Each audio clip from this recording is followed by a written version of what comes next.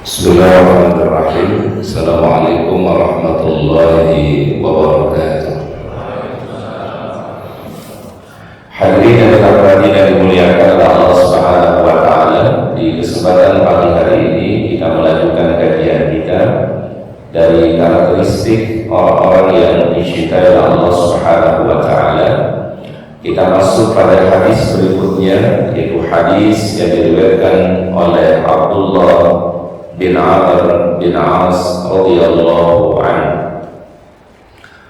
Wa ana Abdullah bin Amr bin As radhiyallahu anhu, dari sahabat yang mulia Abdullah bin Amr bin As, Allah meridainya, dia berkata kepada Rasulullah sallallahu alaihi wasallam, baginda Rasulullah bersabda, Inna Nabiyallahi Nuhan alaihi salam, sesungguhnya Nabi Allah Nuh alaihi salam, lama hadaratul wafatu, ketika detik-detik terakhir daripada wafatnya beliau.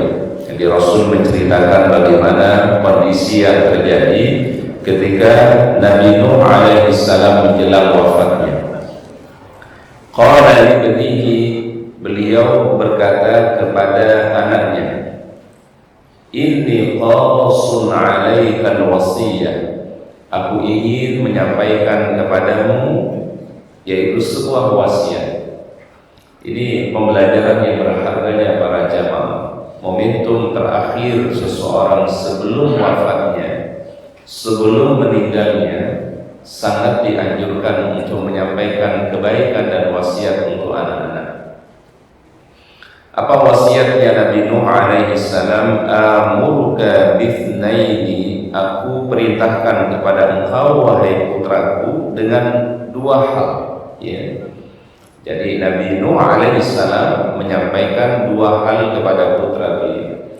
Putranya Nabi Nuh alaihi salam yang beriman ini disebut, di antara namanya adalah Ham, Syam dan Yafith, ya. Kalau yang ditenggelamkan itu namanya Kan'an, ya.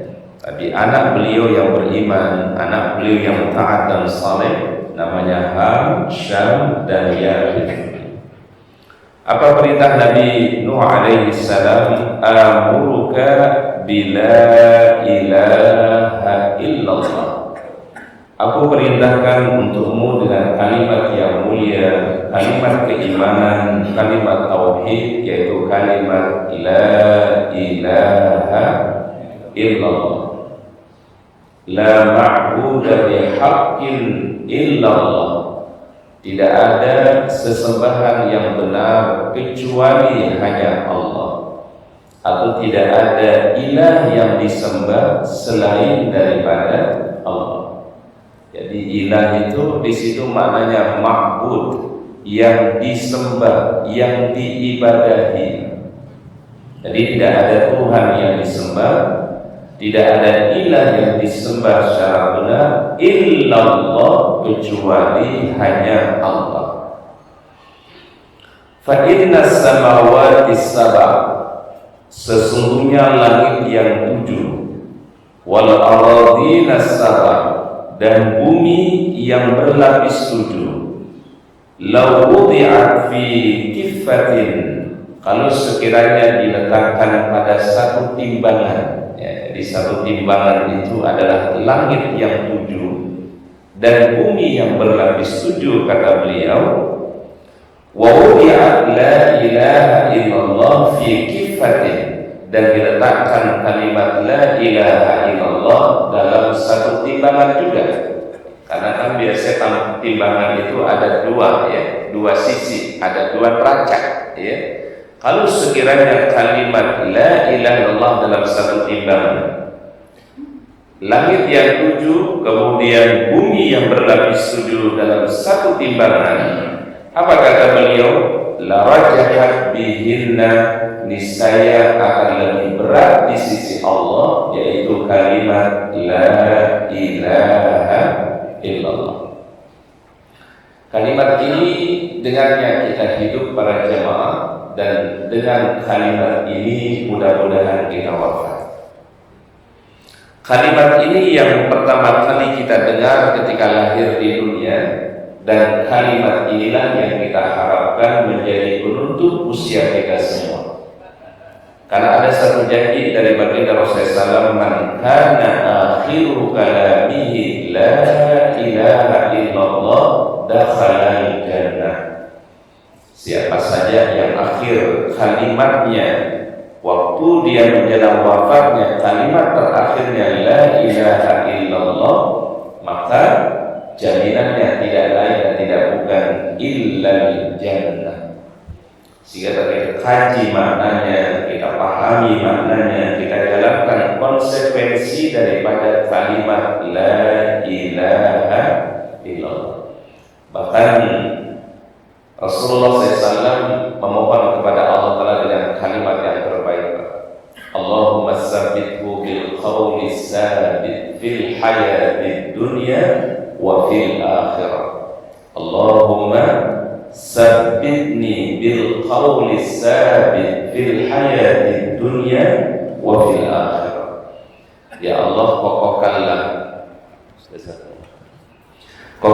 diriku dengan kalimat yang mulia, dengan kalimat yang kokoh, baik dalam kehidupan dunia ini dan juga dalam kehidupan akhirat. Dan ini kemudian nanti menjadi sunnah para jamaah ketika kita telah selesai menguburkan almarhum yang meninggal dunia, si mayit yang meninggal dunia, begitu telah dimakamkan, sejenak kata Nabi SAW, doakan dia, Allahumma sabbithu bil qawli sabit fil hayati dunya wa fil akhirah. Ini dibaca di kuburan, Pak. Ya, jadi setelah dimakamkan, setelah selesai pemakaman, kita tidak langsung meninggalkan kuburan. Ada anjuran dari Rasulullah SAW, sebelum kita meninggalkan kuburan, Rasul SAW mengajarkan kalimat yang mulia ini, Allahumma sabbithu bil qawli sabit fil hayati dunya wa fil akhirah. Apa sebabnya kata beliau? Fa innahul an yus'al, karena si mayit ini saat ini ditanya oleh malaikat munkar dan nakir. Ini salah satu asbabnya, Pak. Maka ketika kita selesai pemakaman, sekali lagi para jamaah tidak langsung meninggalkan pemakaman, tapi dianjurkan untuk mendoakan si mayit, Allahumma sabbithu bil qawli sabit fil hayati dunya wa fil akhirah. Dimohonkan mudah-mudahan si mayit ini diberikan kekokohan iman, dimudahkan untuk menjawab pertanyaan dari malaikat munkar, dan akhirnya disebut dengan fitnatul kubur, ya. Yang disebut dengan fitnatul kubur itu adalah apa yang Allah Ta'ala uji manusia di alam kuburnya, yaitu ketika didatangi oleh dua malaikat, munkarun wa nakir. Kemudian kata beliau, ya, Nabi Nuh alaihissalam berkata, perintah beliau yang kedua, wa subhanallah wa bihamdihi, perbanyaklah kalimat subhanallah wa bihamdihi. Disuruh perbanyak kalimat apa? Subhanallah wa bihamdihi. Maha suci Allah, aku memujinya. Nah, jadi makna subhanallah wa bihamdihi, maha suci Allah, aku memujinya. Apa fadilahnya kata beliau? Fa innaha salat kulla syai'in, sesungguhnya itu merupakan kalimat yang menjadi zikirnya segala sesuatu yang ada di alam semesta ini. Jadi kalimat zikirnya seluruh yang makhluk itu kalimat subhanallah wa bihamdi. Jadi seluruh makhluk ini banyak ada di alam semesta, langit, bumi, ya, pepohonan, lautan, samudra, ya, gunung-gunung, itu semua bertasbih kepada Allah. Dan tasbihnya adalah kalimat subhanallah wa bihamdi. Di Al-Quran banyak surat, Pak, yang Allah Ta'ala wali dengan kalimat sabbahalillahi ma fis samawati wa ma fil ardh. Terkadang pakai kalimat fi'il mudhari', yusabbihu lillahi ma fis samawati wa ma fil ardh. Apa dia sabah? Telah bertasbih Yusabbihu juga artinya bertasbih. Segala sesuatu yang ada di langit dan segala sesuatu yang ada di mana, Pak? Cuma kita aja nggak paham cara tasbih mereka. Kita nggak tahu cara bertasbih mereka. Mungkin tidak terdengar dengan pendengaran kita, dengan telinga kita. Tapi kita yakin seluruh makhluk Allah Ta'ala itu bertasbih. Dan kalimat yang mereka ucapkan, kata Nabi Nuh alaihissalam, Subhanallah wa bihamdihi. Seluruh makhluk Allah Ta'ala bertasbih. Seluruh ciptaan Allah Ta'ala bertasbih. Walakin la tafqahuna tasbihahum, firman Allah, tapi kita tidak paham, tidak mendengar ketika mereka bertasbih. Tapi karena informasinya dari Allah Ta'ala, mesti kita yakini, imani. Pohon itu bertasbih, gunung itu bertasbih, lautan, samudra, langit, bumi semua bertasbih. Wa bihi yurzaku kullu syai'in, dan dengan kalimat itulah segala sesuatu diberikan rezekinya oleh Allah. Jadi dengan kalimat Subhanallah wa bihamdihi itu, kata Nabi alaihissalam, segala sesuatu di alam semesta ini dijamin rezekinya oleh Allah Ta'ala tanpa terkecuali, baik. Berarti sebenarnya manusia itu sudah ditetapkan rezekinya oleh Allah Ta'ala, sudah ditakar rezekinya oleh Allah, sehingga orang itu nggak usah khawatir perkara rezekinya. Dan tidak orang meninggal dunia para jamaah kecuali rezekinya sudah dipenuhi oleh Allah Subhanahu wa Ta'ala. Betul ya, Pak ya? Rasul katakan apa? Tidak akan meninggal dunia seorang manusia melainkan rezekinya sudah diapain? Sudah ditunaikan oleh Allah. Nah, cuma rezeki di sini perlu dipahami, ya. Rezeki tidak hanya bentuknya yang sifatnya apa, Pak? Materi, tidak. Ya, itu rezeki berupa materi itu, Pak, sebagiannya iya, tapi rezeki yang lain sangat banyak. Apa bentuk rezeki misalnya para jamaah? Diberikan sehat. Kita pagi hari ini dikasih sehat oleh Allah. Kita bisa datang ke masjid, sholat berjamaah, berkumpul di majelis ilmu. Kita berukhuwah di sini, Pak. Ini rezeki yang luar biasa. Apalagi rezeki yang lain, ilman nafi'ah, ilmu yang bermanfaat, rezeki. Allah Ta'ala pilih, tidak semua orang dipilih untuk bisa duduk di majelis ilmu, Pak. Tidak semua orang dikasih kesempatan berada di tempat yang mulia, di majelis ilmu. Rezeki dari Allah. Apalagi duduk rezeki yang pasangan yang baik, ya, suami yang saleh, istri yang saleh, itu rezeki dari Allah Subhanahu wa Ta'ala. Bahkan baginda Rasul mengatakan, ad-dunya mata'un, dunia itu perhiasan. Wa khairu mata'iha al-mar'atu shalihah, sebaik-baik perhiasan. Apa sebaik perhiasan, kata beliau? Bukan emas, bukan perak, bukan permata, berlian, kata beliau, tidak. Al-mar'atu shalihah, wanita yang salihah, istri yang salihah. Rezeki. Makanya bapak-bapak bersyukur, alhamdulillah punya istri yang baik, istri yang salihah. Ya, baik. Kadang kita sebagai laki-laki terkadang nih, Pak, kurang bersyukur kasih pasangan yang baik, pasangan yang saleh. Banyak hal, Pak, ketika kita berumah tangga itu kemudahan Allah Ta'ala kasih. Betul, Pak? Makan kita disiapin, betul nggak? Betul nggak? Kita mau apa dimasakin sama istri kita. Alhamdulillah. Dulu waktu masih dinas, masih kerja, masya Allah, pakaian kita disiapin. Ya, semua di sini. Khidmat dia untuk kita, Pak. Itu rezeki itu, Pak. Jadi rezeki sekali lagi bukan hanya sebatas materi, ya. Kalau materi rezeki, Pak, orang yang paling bahagia itu orang kaya, Pak. Ya. Kalau rezeki itu semata-mata materi, Pak, orang yang paling senang dan bahagia di Indonesia, Pak, orang kaya. Tapi ternyata materi yang banyak belum tentu menjawab kebahagiaan manusia. Di Eropa sekarang itu, Pak, banyak orang mengakhiri hidupnya dengan bunuh diri, Pak. Bukan mereka kurang materi, bukan mereka kurang finansial, cukup mereka, Pak. tapi ada yang hilang dari diri mereka, Pak.